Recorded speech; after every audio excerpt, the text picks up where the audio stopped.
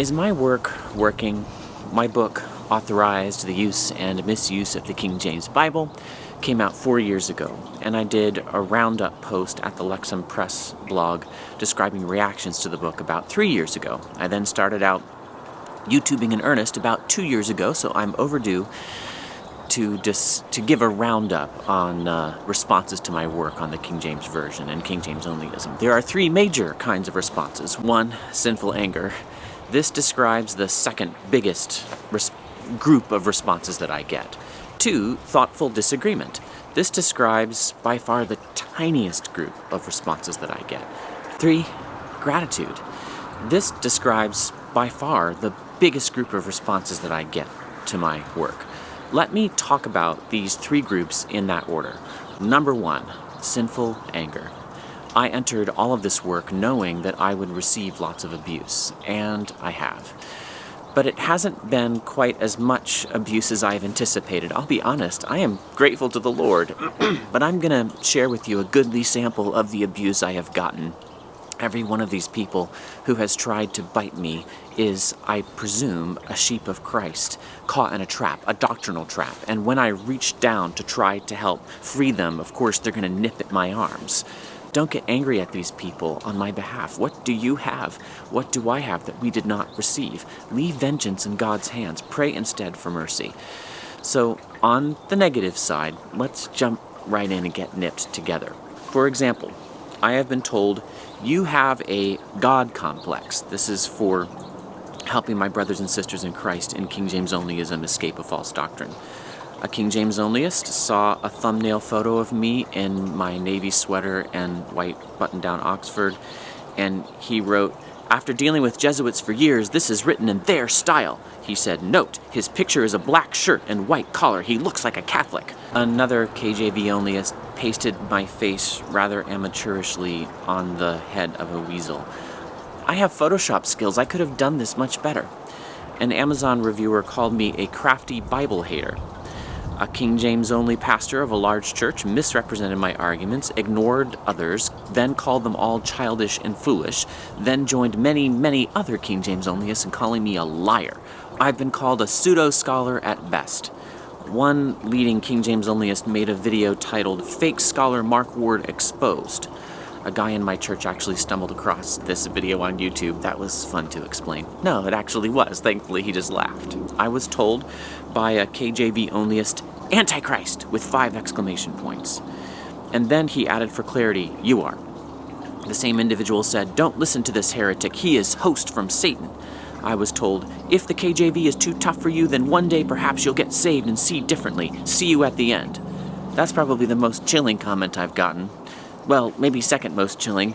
My most popular negative review on Amazon, headed, "Wish I could give a 0-star rating," ends with, "May the Lord reward you according to your works, Ward." One King James only brother said of me, "He's a heretic and narcissist and a liar." All caps on that last one. One King James onlyist warned others that I use the tactics of cultural Marxists. Problem is, I'm not even sure what those tactics are, or, maybe I could use some of them. And I've given you enough of this beautiful scenery that took me way longer than is appropriate to find. It is just too cold. We're going to have to bring this into the studio. Oh, that is much better. It wasn't so much that it was cold as that it was starting to get windy, and that really messes with my microphone, and yes, does make me cold. I'm sorry I had to take you into a comparatively ugly office, and now you can actually see behind me that the shelf that appears in some of my videos is only full on one side, because that's the only side you could see from the camera that I've always had on my desk, which was actually stolen from the Faith Life offices just recently. It was owned by Faith Life. That's the one I use for work stuff, if you see me do that, but I also was permitted to use it for some personal stuff, so that camera's been used for some of my personal videos. Anyway, it's gone. And then the thief came back and got the batteries that he or she thought was for the camera, but actually it was for a little monitor thing I use, and now, oh boy, I believe insurance will cover it, but it's kind of upsetting. Anyway, on with the video. A KJV-only pastor said that I have departed from orthodoxy, and the next Facebook comment helpfully clarified, "Just called it what it is, blasphemous heretic." And I'm just leaving out the sexually dirty comments that I've gotten along with the unprintable curses. I've gotten a fair number of the former and thankfully few of the latter, but they're all defiling. I just won't repeat them. I will say that one of these comments came from a Presbyterian pastor, and his session actually compelled him to apologize to me. I forgave him, though I've kept my distance because upon further reflection, I think I was a little too naively eager to forgive. His sorry started with the statement that he was being forced to deliver it. It sure sounded a lot like those sorries that are offered by my children when their mouths say sorry, but everything else about them screams, "I'm not sorry." Sorry. There are a lot of reasons this kind of stuff rarely bothers me, even for a second. The biggest one is that I owed God 10,000 talents, a debt he frankly forgave because Christ paid it. And none of these poor folks online has owed me so much as a whole denarius. The sticks and stones they lob at me are just nothing compared to my sins against God.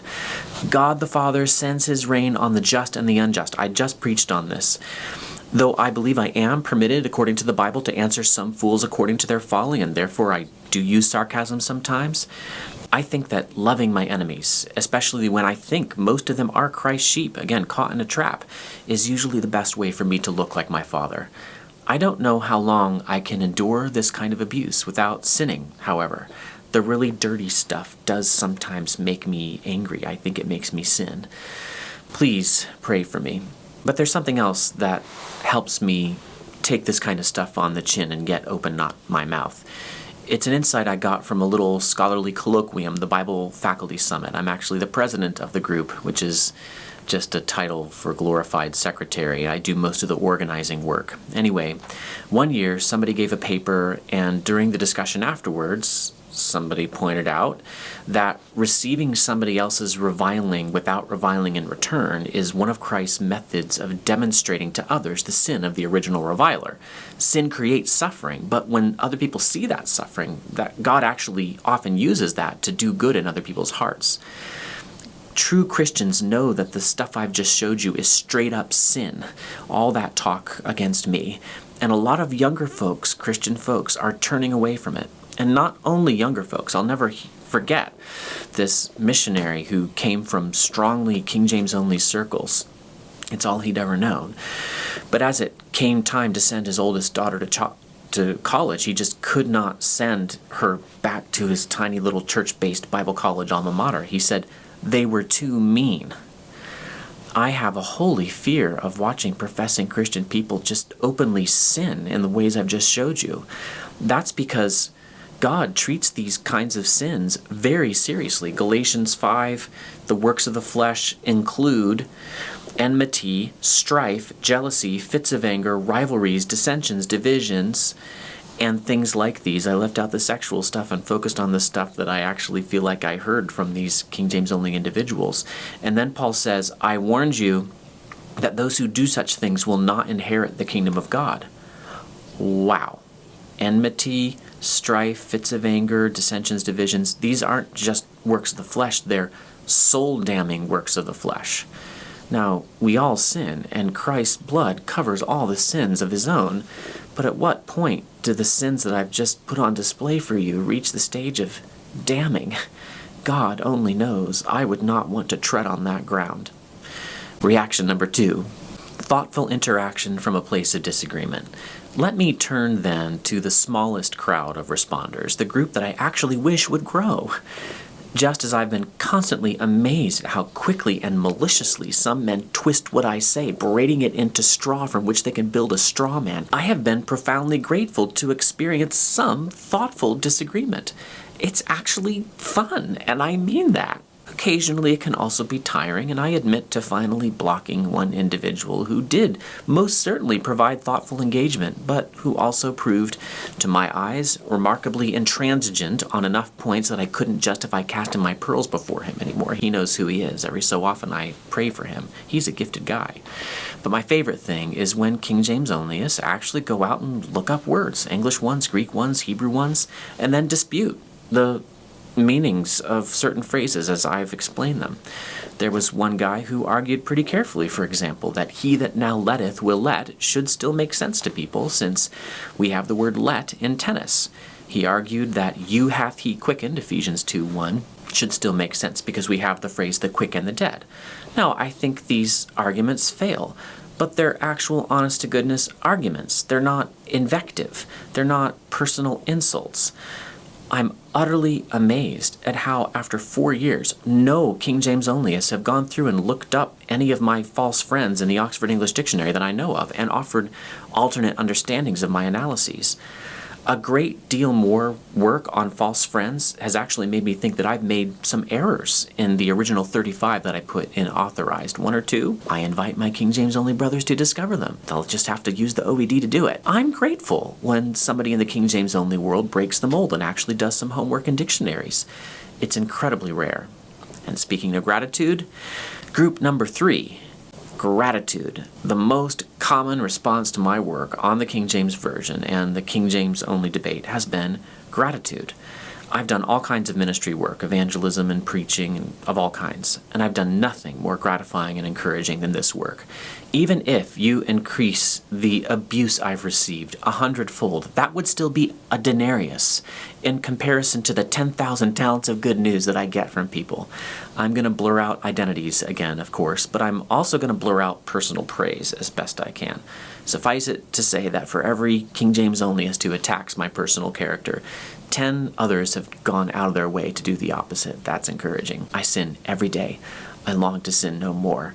By the grace of God, I am what I am. Here's a message I take to be fairly representative of many others. Thank you so much for your ministry, Mark.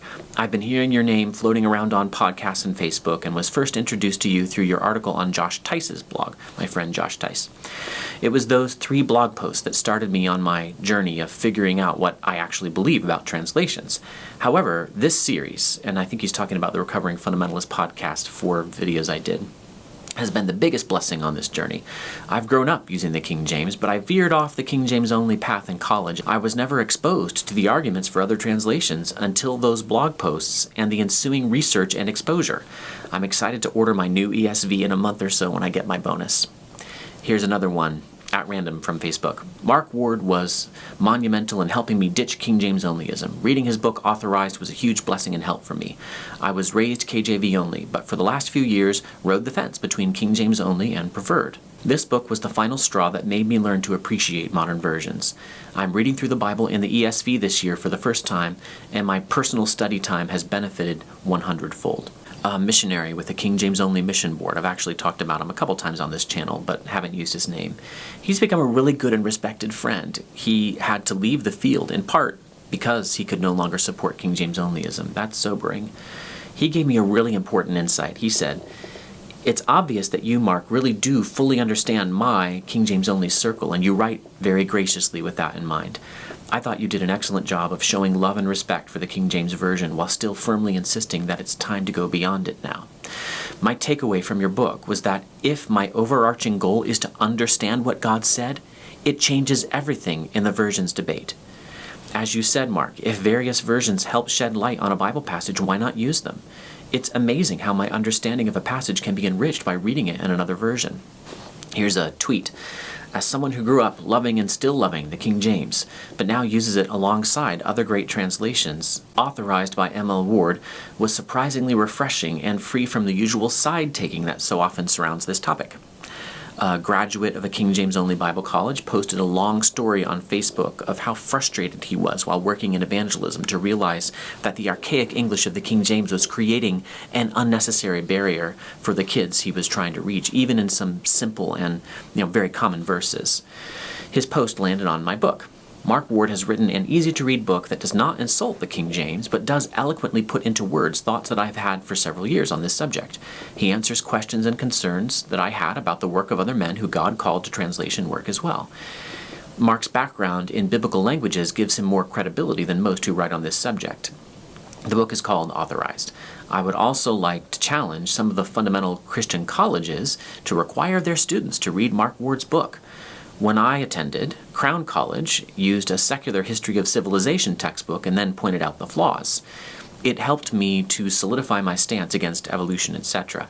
Why not use Mark Ward's book to help students know what they're up against when defending the King James only position? I will gladly purchase and send to any college professor or pastor a copy of this book if you will simply read it. Just send me your name and address. For the record, I do not know Mark Ward outside of Facebook, this is true, and he has nothing to do with this post other than that he captured my thoughts and more in his book. I should say I subsequently did meet this individual. A pastor of a large church wrote me, I have read your book. You say many of the same things that I've questioned for years, even when in Bible college at PCC.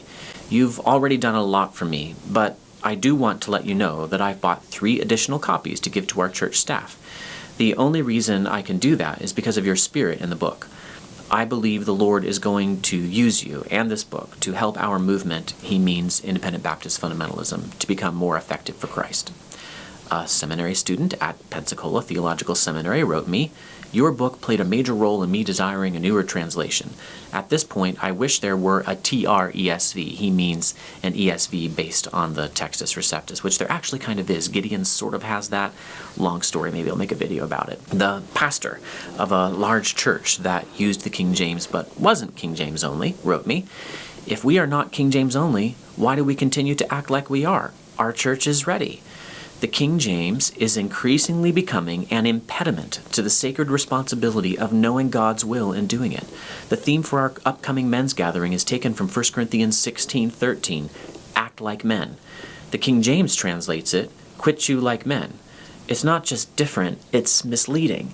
Unity at the risk of doctrinal purity is a church functioning incorrectly. I love that.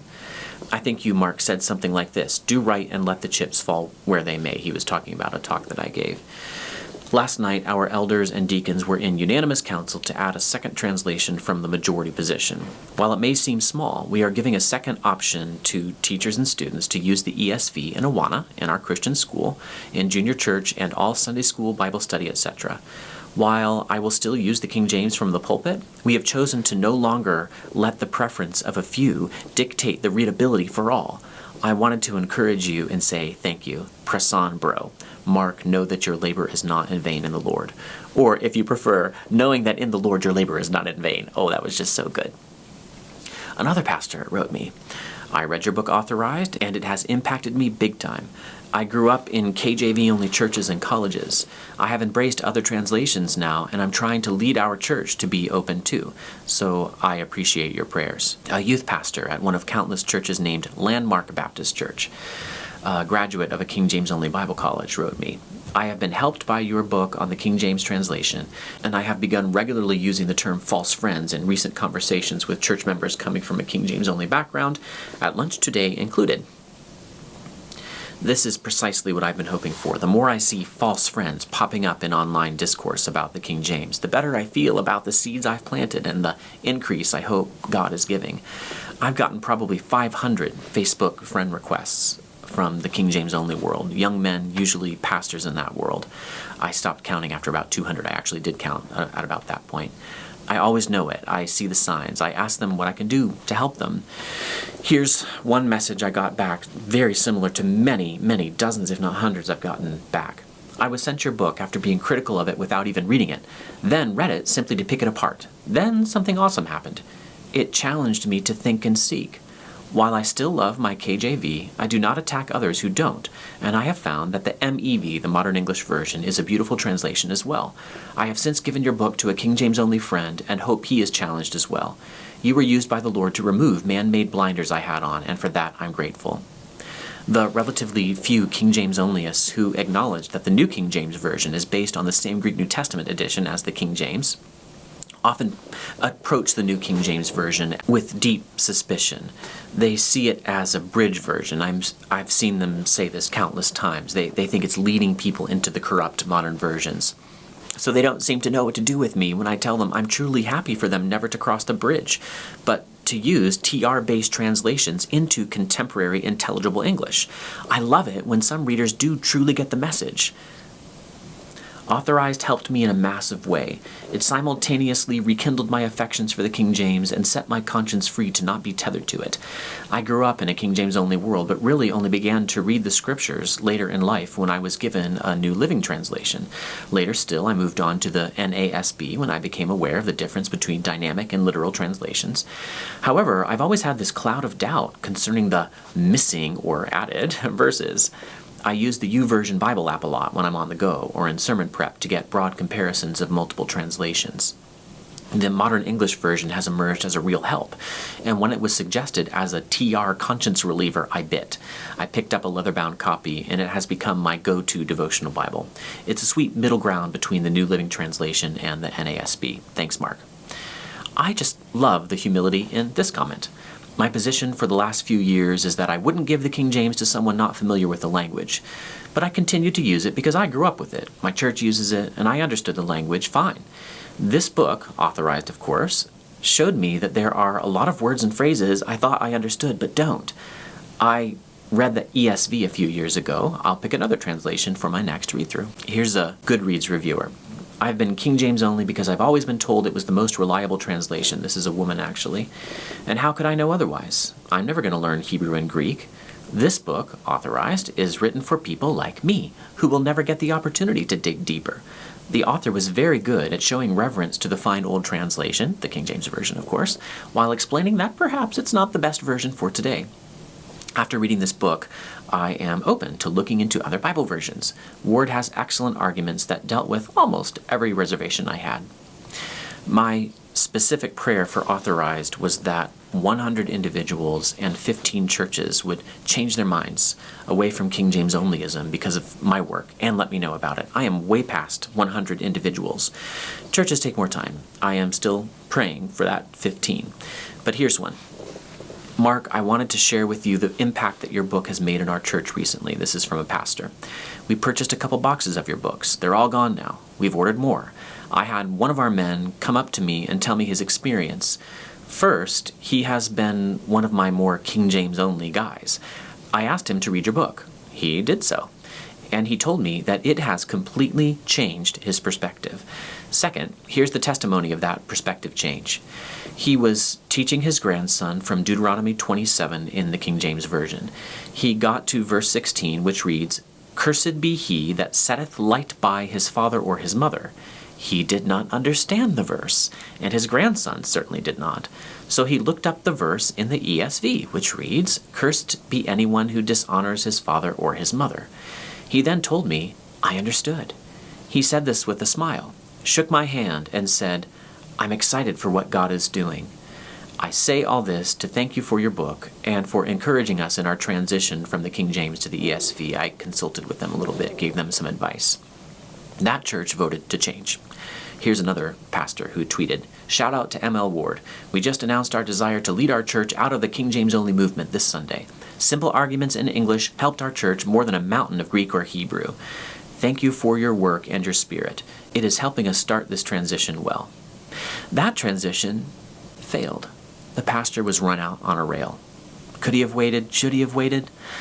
I have no earthly idea. God only knows. I just know that my work is easy. I mainly speak to people I think who already have some willingness to be persuaded or who are already on my side. It's pastors who have to do the hard work of persuading people who don't want to be persuaded that King James onlyism is wrong and divisive. The King James is an excellent translation into an English no one fully understands anymore, not without the help of English study tools that I've made available on this channel. But KJV onlyism is something else entirely. It's a doctrinal trap. It's the source of incredible division. It's divided not only churches, but families and even marriages. I have not shared with you the heartbreaking personal letters that I get from people in these situations. I know 2 such divided marriages within easy driving distance of my home. King James onlyism is not a victimless crime. So every time I make a convert, I do not crow. I pray. Will you pray with me? Pray that our erring brothers in King James onlyism will repent. Not of using the King James, but of teaching that it's the only trustworthy translation and all others are corrupt. Pray that we can regain unity with these erring brothers and sisters. Sometimes my friends ask me why I keep going on with this topic, and sometimes I just don't know how long I'll continue. But I can tell you why I've come this far, put in this many hours. It's because the tiny amount of thoughtful disagreement I receive, plus the overwhelming amount of very personal gratitude, they far outweigh the sinful anger directed my way. It's letters like this, which I just got literally this morning as soon as I woke up, that keep me going. I use it by permission. I grew up in a fairly strong King James only background. I just assumed that it was true. I went to West Coast Baptist College and became an apologetics minor. I wanted reasons for everything I believed, like a checklist. I took the opportunity to write a debate paper arguing both for and against a controversial issue, and I wrote about the KJV. I read a whole book both for and against KJV onlyism. I was initially bothered by the book for King James onlyism because I concluded that it was mostly an attack on the other translations, but that doesn't make the King James Version perfect by default. Even if I agreed with all the premises they gave, the conclusion would not follow. But the book against King James onlyism presented things I hadn't even thought about. Therefore, I concluded, with some other research as well, that the King James Version was the best, but not perfect, which was a big deal for me. This meant other translations were acceptable. I think he means that in principle they could be acceptable if the King James was not itself perfect. I researched this topic trying to find out why it was true, not if it was true, but I was faced with it nonetheless. I truly believed that I was the only one with conservative theology who didn't think the KJV was perfect. Man, the echo chamber I lived in. I soon began to realize that many people, students, teachers, and leaders were questioning King James onlyism as well. I began to revisit whether the King James Version was even superior.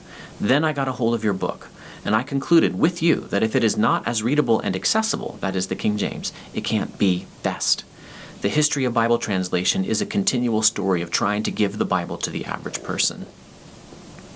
I don't take any delight in people coming to disagree with their pastors or their educational institutions. It all feels so horribly unnecessary to me. So sad. But the truth in this debate is worth having, even if it costs something.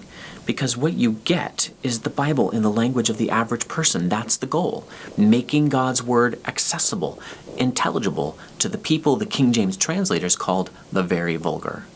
I am William Tyndale's mini me. And by the way, I've never watched the movies from which that comes. It's just part of the vernacular now. I am standing in the midst of the Sanhedrin crying out, "Men and brethren, I am a Baptist, the son of a Baptist. Of the translation of the Bible for the plowboy I am called in question." Sorry. That one sounded so weird. Sorry. I'd say, sorry. Sorry. Say, I'm sorry. I'm sorry.